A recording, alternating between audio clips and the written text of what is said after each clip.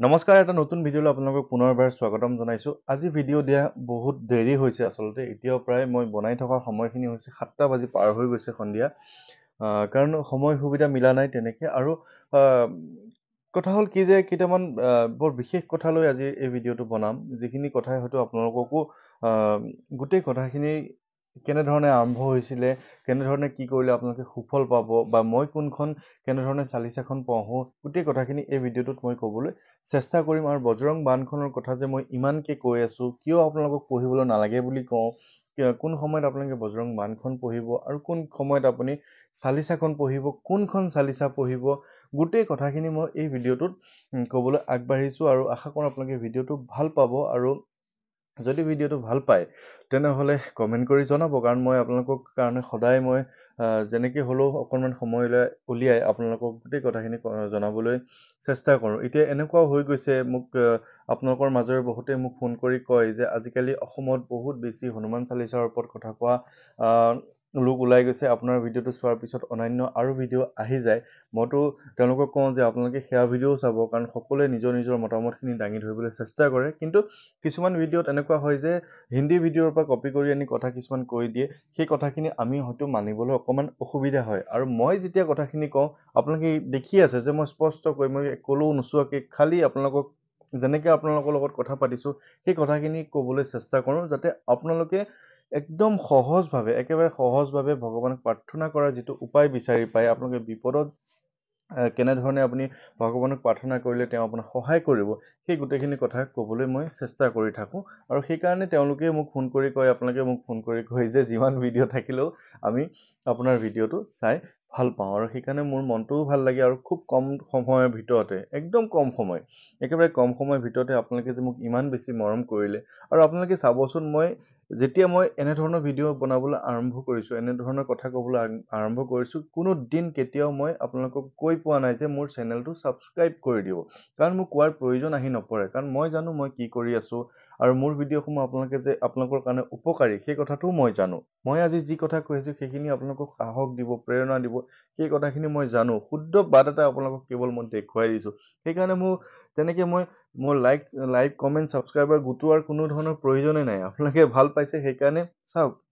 মই যেতিয়া প্ৰথম হনুমান চালিচাৰ ওপৰত ভিডিঅ' দিছিলোঁ তেতিয়া মোৰ কেৱল 5,000 ছাবস্ক্ৰাইবাৰ্ছ আছিলে, আৰু আজি 23,000 পাৰ হৈ গৈছে, কিন্তু মই এবাৰো কোৱা নাই যে আপুনি মোৰ চেনেলটো ছাবস্ক্ৰাইব কৰি দিয়ক। গতিকে এইখিনি ভগৱানৰ লীলা। ভগৱানে মোক এটা মাৰ্গ দেখাই দিছে যে মই কি কৰিব লাগে, কেনেধৰণে আপোনালোকক প্ৰেৰণা দিব লাগে। এজন পথ প্ৰদৰ্শক বুলিয়ে ধৰি লওক যে মই আপোনালোকক এটা শুদ্ধ ৰাস্তা দেখাই দিছোঁ। আপোনালোকে এনেকুৱা হৈ যায় যে আমাৰ জীৱনত বিভিন্ন ধৰণৰ বিপদত আমি দিশ নাপাওঁ, আমি কি কৰিম কি নকৰিম, আমাৰ কিবা এটা বিপদ হৈছে, আমি এনেকুৱা কিছুমান অদৰকাৰী কেতিয়াবা অযথা টকা পইচা খৰচ কৰি দিওঁ, তাৰ কাৰণে আমাৰ বহুত বেছি সমস্যাৰ পিছলৈ হৈ যায়। সেইকাৰণে মই আপোনালোকক খুব ধুনীয়া এটা বাট দেখাই দিছোঁ। আপোনালোকে নিজে কৰিব পৰা এটা বাট আপোনালোকে পাইছে। আপোনালোকে নিজেও কৰিছে, নিজে কৰি দুজন আনকো কৈছে যে তোৰ বিপদ হৈছে যে তই এনেকুৱাকৈ কৰ, আৰু ঠিক তেনেকৈ তেওঁলোকৰো উপকাৰ হৈছে। আৰু সেইকাৰণে আপোনালোকে মোৰ কথাবিলাক শুনি হয়তো ভাল পাবলৈ লৈছে।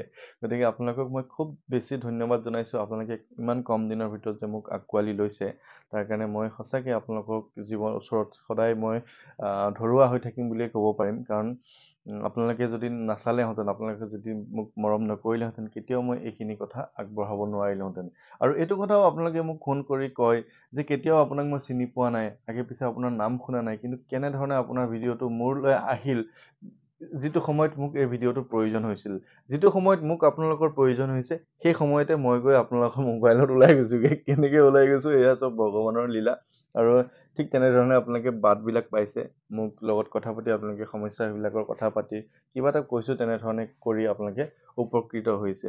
আৰু ঠিক তেনেকুৱাকৈ মোক প্ৰত্যেক দিনাই ধুনীয়া ধুনীয়া মেছেজ আহে। মই ভাষা নাই, প্ৰত্যেক দিনাই মই প্ৰায় 300-400 মেছেজ ৰিচিভ কৰোঁ মোৰ হোৱাটছআপ নম্বৰটোত। আৰু প্ৰত্যেকটো মেছেজে প্ৰায় 100 মেছেজ আপোনালোকৰ পজিটিভ মেছেজ যে মোৰ দাদা এই কামটো হৈ গ'ল, মই আপোনাৰ মতে কৰি এই কামটো হৈ গ'ল, এনেকুৱা হৈ গ'ল। তাত কোনো ধৰণৰ অন্য কথাই নাই। মই বাটটো দেখাই দিছোঁ, আপোনালোকে সেই বাটটো লৈছে আৰু আপোনালোকে নিজে ছাকচেছ হৈছে। আৰু সেইকাৰণে মই গোটেই বিষয়টোৰ ওপৰত আজি অকণমান কথা পাতিম, আৰু অকণমান ভিডিঅ'টো দীঘলীয়া হৈ যাব পাৰে, কিন্তু কথা হ'ল কি যে আজি অলপ দেৰি হ'ব ভিডিঅ'টো পোৱা। গোটেই কথাখিনি কওঁ আহক আৰু প্ৰথমতে কওঁ যে মই কোনখন চালিচা পঢ়ো এটা তেনেকে কোৱাৰ লগে লগে চালিচা বুলি ক'লেতো হনুমান চালিচাটো এখনেই তো মই কোনখন পঢ়ো আপুনি কোনখন পঢ়ো তাৰ মাজত কোনো ধৰণৰ পাৰ্থক্য নাই চালিচাই এতিয়া মই কথাটো হ'ল যে মই যেতিয়া মোৰ বিপদ হৈছিলে খুব তেতিয়া মই হনুমান আমাৰ তেজপুৰ গাৰোৱানপট্টিত এটা হনুমান মন্দিৰ আছে সেই মন্দিৰটোৰ সন্মুখৰ পৰা মই দোকানখনৰ পৰা এইখন হনুমান চালিচা মই কিনি আনিছিলোঁ যেতিয়া মই এইখন হনুমান চালিচা কিনি আনিছিলোঁ মই জানো এইখনত কি আছে কি নাই মই চালো তাতে তাৰপিছতে মই হনুমান চালিচাখন পঢ়িবলৈ আৰম্ভ কৰিলোঁ ইয়াতে চাওক এতিয়া হনুমান চালিচাখন খোলাৰ লগে লগে ইয়াতে মই হিন্দী ভাষাত পঢ়ো মানে লিখা থাকে হিন্দী ভাষাত আৰু শুনা শব্দটো অৱধি বুলি কয় ইয়াতে আপোনালোকক মই দেখাই দিম যে চাওক ইয়াতে হনুমান চালিচা দোহা বুলি আছে মই যে আপোনালোকক কৈ থাকোঁ দোহাত লিখা আছে চাওক শ্ৰী গুৰু চৰণ সৰোজ ৰজ নিজ মন মুকুৰ সুধাৰি वरणौ रघुवर विमल जसु जो दाह एक फलचारी बुद्धिहीन तनु जानिके सुमिरो पवन कुमार बल बुद्धि विद्या देहु मोहि हरहु कलेश विकार আৰু এইখিনি হৈছে দোহা এই চাৰিটা লাইন হৈছে দোহা বুলি কয় তাৰ পিছত কয় যে সোপাই যিখন মূল চালিচাখন আৰম্ভ হৈছে ইয়াৰ পৰাই কিন্তু এই যে 40টা লাইনৰ 40টা পংক্তিৰ যিখন হনুমান চালিচা ইয়াৰ পৰা আৰম্ভ হয় জয় হনুমান জ্ঞান গুণ সাগৰ जय कपीस तिहु लोक उजागर रामदूत अतुलित बलधामा अंजनी पुत्र पवन सुतनामा ঠিক তেনেকে চালিচাখন এনেকে শেষ হৈ যায়গে এনেকে হোৱাৰ পিছত আপুনি চাওক এইখিনিতে শেষ হৈ যাব যে जो ये पढ़े हनुमान चालीसा होए सिद्धि साखी गौरीसा तुलसीदास सदा हरि चेरा कीजे नाथ हृदय महाडेरा এইখিনিতে চালিচাখনৰ সমাপ্তি হৈছে লগতে তাৰ তলত এটা দোহা আছে আকৌ যে মই কৈছিলোঁ যে দুটা দোহা থাকে প্ৰথমত এটা শেষত এটা এইটো শেষৰ দোহাটো পৱন তনয় সংকট হৰণ মংগল মূৰ্তি ৰূপ ৰাম লক্ষণ সীতা সহিত হৃদয় বসহু সুৰভূপ আৰু এইখিনিতে চালিচাখন শেষ হৈছে এতিয়া আপোনালোকে চাগে নিশ্চয় বুজিব পাৰিছে যে মই কোনখন চালিচা পঢ়ো কেনেধৰণে পঢ়ো এতিয়া এই চালিচাখনকে এইখন মূল চালিচাখনকে আমাৰ অসমীয়াত পোৱা যায় অসমীয়াত ভাঙনি কৰি দিয়ে কিছুমানে সেই ভাঙনিবিলাক এতিয়া প্ৰত্যেকজন অনুবাদকৰ এটা মই যি ধৰণে এইখন চালিচা পঢ়ি মই যেনে ধৰণে বুজিম মই যেনে ধৰণে অনুবাদ কৰিম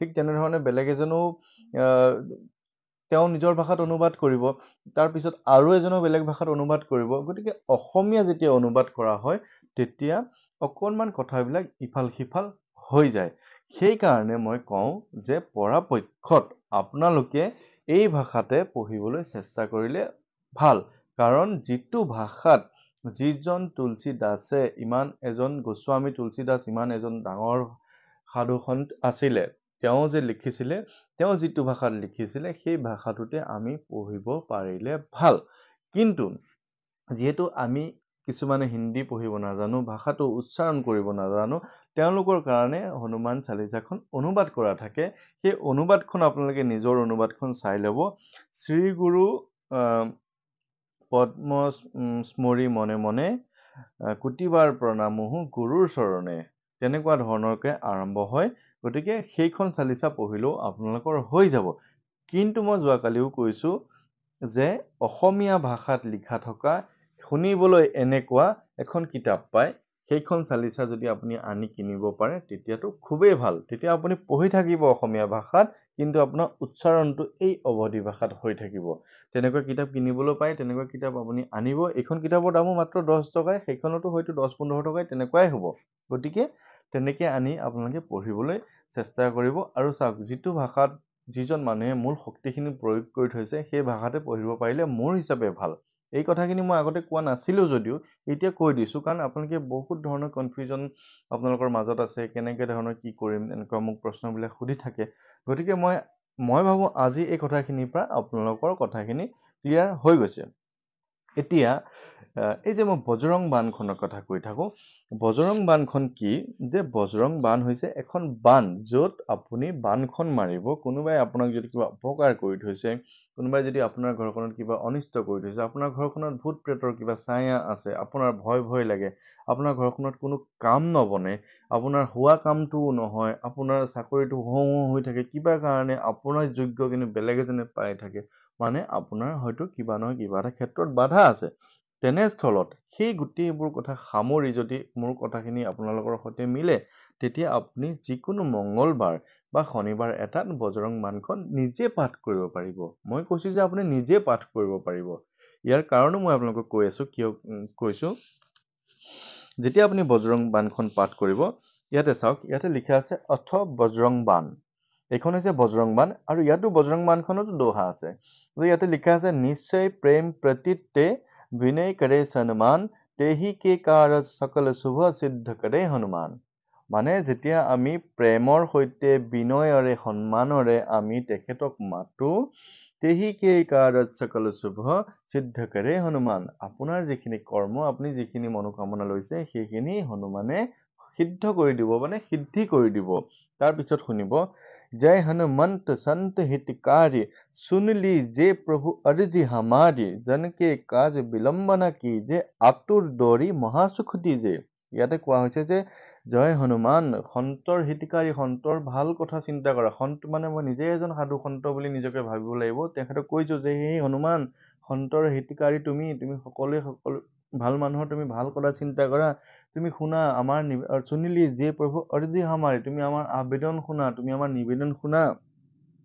জনকে কাজ বিলম্বনা কি যে, আমাৰ কামটো তুমি দেৰি নকৰিবা, বিলম্ব নকৰিবা। আতুৰ দৌৰি মহাসুখ দি যে, আপুনি দৌৰি দৌৰি হলেও আমাক জীৱনৰ যিখিনি সুখ বিচাৰি আমি আপোনাক বজৰং বাণখন পঢ়িছো, আমি আপোনাক আবেদন কৰিছো, সেইখিনি আপুনি আমাক কৰি দিয়ক। গতিকে তাতেই আপুনি বুজিব পাৰিব যে বজৰং বাণখন হৈছে ইমিডিয়েট এফেক্টৰ কাৰণে, বা ইমিডিয়েট আমাক ইনষ্টেণ্ট এতিয়াই কিবা এটা লাগে। ইয়াতে কোৱা হৈছে যে বিলম্বনা কি যে, বিলম্ব নকৰিবা, তুমি আমাক এতিয়াই সেইখিনি সুখ দিয়া। সেইকাৰণে মই কওঁ যে বজৰং বাণখন আপোনালোকে পৰাপক্ষত ইমান ইমাৰ্জেঞ্চি কাম নহলে আপুনি পঢ়িব নালাগে। আপুনি হনুমান চালিচাখনতে জীৱনৰ সকলোখিনি বিপদৰ সকলোখিনি সমাধান আছে। আৰু বজৰং বাণখনত কিছুমান অকণমান কঠিন শব্দ আছে, যেনেকে মই আচলতে পঢ়িব নালাগে, কিন্তু আপোনালোকৰ অনুৰোধত মই পঢ়ি দিম। जैसे कूदी सिंधु मही पारा सुरसा बदन पेठ विस्तारा आगे जाए लंकिनी रोका मारहु लाट गए सुर लोका। কথাখিনি আপুনি বুজিব পাৰিছে যে অকণমান বেলেগ। এতিয়া চালিচাখনত এই ভাষাটোতে লিখা আছে, কিন্তু আপুনি বুজিব পাৰিব। কিন্তু এই ভাষাটোৰ লিখাখিনি অকণমান বুজিবলৈ আপুনি অকণমান টান হয়। अक्षय कुमार को मारी संहारा लुम लपेट लंक को जारा लाह समान लंक जर गए जय जय ध्वनि सुरपुर नम भय अब विलंब के ही कारण स्वामी कृपा करहु उर अंतर्जामी। মানে ইয়াতে কোৱা হৈছে তুমি ইয়াতে বিলম্ব নকৰিবা, ইমিডিয়েট আমাক লাগে। আৰু ইয়াতে কিছুমান মই আগতেও কৈছো, ভূত প্ৰেত পিশাচ নিশাচৰ অগ্নি বেতাল কাল মাৰি মৰ ইনহে মাৰু তু হি শপথ ৰাম কি ৰাকু নাথ মৰ জাদ নাম কি। এইবিলাক কথা কোৱা হৈছে যে আপুনি ভূত প্ৰেত কিবা থাকিলে, কিবা অসুবিধা থাকিলে আপুনি মাৰক। সেইখিনি মনৰ ভিতৰৰ ভূত প্ৰেতো হ'ব পাৰে, সেইখিনি আপোনাৰ ঘৰৰ ভূত প্ৰেতৰ হ'ব পাৰে। ঘৰত কিবা অশান্তি কৰে, কিবা বেয়া শক্তি থাকে, শিল দলিয়াই কিবা দলিয়াই প্ৰেতাত্মা থাকে বুলি কয় কিছুমানৰ ঘৰত, কিবা ধৰি লওক কিবা বেয়া শক্তি থাকে ন, সেইবিলাক পঢ়িলে এইখন পঢ়াৰ পিছত লগে লগে ইনষ্টেণ্টলি গুচি যায়। সেইখিনি মই প্ৰমাণ হিচাপে আপোনালোকক মই আছো, কাৰণ মই যিখিনি কেইখন ঘৰত এতিয়ালৈকে বজৰং বাণ পঢ়িছো, তেওঁলোকে মোক জনোৱা মতে তেওঁলোকৰ ঘৰত সেই আগৰ পৰিৱেশটো কিন্তু লগে লগে বা সেই দিনাৰ পৰাই নাইকিয়া হৈ গৈছে। গতিকে মই আপোনালোকক কওঁ, মই পঢ়াৰ কোনো যুক্তি নাই ইয়াতে। বজৰং বাণখন আপুনি পঢ়িলেও যি, মই পঢ়িলেও সেই একেই। গতিকে আপোনালোকৰ জীৱনত সেই তেনেকুৱা ধৰণৰ যদি কিবা সমস্যা হৈছে, তেতিয়া আপুনি নিজে ধুনীয়াকে ধূপ চাকি তেল জ্বলাই ভগৱানৰ ওচৰত প্ৰাৰ্থনা জনাই এইখিনি আপুনি আজিৰ পৰা কৰি দিয়ক বুলি কৈ বজৰং বাণখন পঢ়িব লাগিব। এতিয়া তথাপিও আপোনালোকে বিশ্বাস কৰে যে মই পঢ়িব লাগে, মই যাব লাগে। ঠিক তেনেকে মই গৈছো দুই এটা ঠাইত। এতিয়া অহা কালিলেও মই এইখিনিতে কৈ দিওঁ, অহা কালিলেও মই নগাঁৱলৈ যাম, কিন্তু মই নগাঁৱলৈ গৈয়ে মোৰ এই যাত্ৰাৰ সম্পূৰ্ণ সামৰণি কৰি দিম বুলি ভাবিছো। মই আৰু কোনো কাৰণে কেতিয়াও নাযাম বুলিয়ে ভাবি লৈছো। কাৰণ আপোনালোকে নিজে পঢ়ক, নিজে ফল পাব। কিন্তু যিহেতু মই আগতেই কৈ থৈছিলো যে মই নগাঁও যাম, সেইকাৰণে মই অহা কালিলৈ শেষৰ বাৰৰ বাবে মই নগাঁৱলৈ যাম। যিসকলে মোক নগাঁৱত লগ কৰিম বুলি ভাবিছিল, তেওঁলোকৰ ঘৰত মোক এবাৰ নিমন্ত্ৰণ দিছিল, তেওঁলোকে অনুগ্ৰহ কৰি 9085093104 9085093104 এই নম্বৰটোত আপোনালোকে এটা মেছেজ কৰিব, হোৱাটছআপ কৰিব, লোকেশ্যন দি দিব। তেনেধৰণে মই যাম। কিন্তু এই নম্বৰটোত যিটো নম্বৰত আপোনালোকে মোক ফোন কৰি থাকে সেই নম্বৰটোত যদি আপোনালোকে মোক যোগাযোগ কৰে হয়তো মোক নাপাবও পাৰে, কাৰণ বহুত মেছেজ আহি থাকে, মই উলিয়াই চাবলৈ নোৱাৰোঁগৈ। আৰু যিটো নম্বৰত মই লোকেশ্যন দিব দিলোঁ, নিমন্ত্ৰণৰ কাৰণে ক'লোঁ, সেই নম্বৰটোত অন্যান্য কথা ক'লেও কিন্তু মই উত্তৰ দিব নোৱাৰিম। তেনেকুৱা হ'লে আকৌ দুইটা নম্বৰৰ কথাখিনি একেই হৈ যাবগৈ, মই একোৱে মিলাব নোৱাৰা হৈ যাম। সেইকাৰণে এটা বেলেগ ব্যক্তিগত নম্বৰ দি দিছোঁ, সেই নম্বৰটোত কেৱল হোৱাটছআপ কৰিব। গতিকে আজিৰ ভিডিঅ'টো চাগে ইমানেই। আৰু মোৰ এগৰাকী খুব ভাল শুভাকাংক্ষী আছে, দিল্লীত থাকে তেওঁ মোৰ মাৰ বয়সৰে, দীপ্তি শৰ্মা। তেওঁ মোক আজি এটা প্ৰশ্ন কৰিছিলে, সেই প্ৰশ্নটোৰ উত্তৰ মই দিবলৈ অকণমান চেষ্টা কৰোঁ। তেখেতক মই খুব শ্ৰদ্ধা কৰোঁ, তেখেতেও মোক মৰম কৰে, ভাল লাগে, তেখেতৰ মাতটো শুনিও মোৰ ভাল লাগে। তেখেতে কিবা এটা অকণমান বিপদত পৰি আছে, তেখেত অকণ অসুস্থ, আপোনালোকেও তেওঁৰ বাবে প্ৰাৰ্থনা কৰিব, তেওঁ যাতে অসুস্থতাখিনি সোনকালে দূৰ হৈ যায়। তেওঁ দিল্লীত আছেগৈ। তেওঁ মোক কৈছিলে যে তুমি যে হনুমানৰ কথাখিনি কৈছা, তুমি কেনেধৰণে তেওঁক লগ পাইছিলা, তেওঁৰ কৃপা পাইছিলা, তেনেকুৱা ধৰণৰ প্ৰশ্ন এটা সুধিছিলে, এই ভিডিঅ'ত ক'বলৈ দিছিলে। তো এই কথাখিনি কওঁতেও অকণমান দীঘলীয়া হ'ব, কিন্তু মই আপোনালোকক এটা কথাই কৈ দিওঁ যে আপোনাক প্ৰথমতে কৈ দিওঁ যে তেনেকুৱা ধৰণৰ মই কৃপা পাই এনেকুৱা ধৰণৰ ভিডিঅ' বনাইছোঁ বুলি নহয় তেনেকুৱা কথাটো। মই মাত্ৰ এটা বাট আপোনালোকক দেখাই দিছোঁ, আৰু গোটেই কথাখিনি মই অহাকালিৰ ভিডিঅ'টোত মই ক'ম, কেনেধৰণে মই কি কৰিছিলোঁ, কেনেধৰণে কি কৰিছিলোঁ। বেছি দীঘলীয়া হৈ গ'লে ভিডিঅ'টো সকলোৱে চাবলৈ মন নকৰে। গতিকে আশা কৰোঁ আপোনালোকে আজিৰ ভিডিঅ'টো ভাল পালে। মই কেনেধৰণে কি কৰিছোঁ আপোনালোকক ক'বলৈ চেষ্টা কৰিলোঁ। আপোনালোকে সকলোৰে কুশল মংগল কামনা কৰিছোঁ। আৰু যিসকলে মোক নগাঁৱত কাইলৈ নিমন্ত্ৰণ দিছিলে তেওঁলোকে 9085093104 নম্বৰত হোৱাটছআপ কৰিব, আজিয়ে কৰিব, যাতে মই গোটেই কথাখিনি মিলাই আজি ৰাতিৰ ভিতৰত ল'ব পাৰোঁ। আৰু ৰাতি খুব সোনকালে ঘৰলৈ ঘূৰি আহিব লাগিব। মই নগাঁৱত 8টা বজাতকৈ বেছি আৰু সময় মই ৰাতি নাথাকোঁ, গতিকে তেনেধৰণে মিলাই ল'ম। আপোনালোকে সকলোকে কুশল মংগল কামনা কৰিছোঁ। আপোনালোক সকলো ভালে থাকক, আৰু আজিৰ ভিডিঅ'টো ইমানেই। ধন্যবাদ।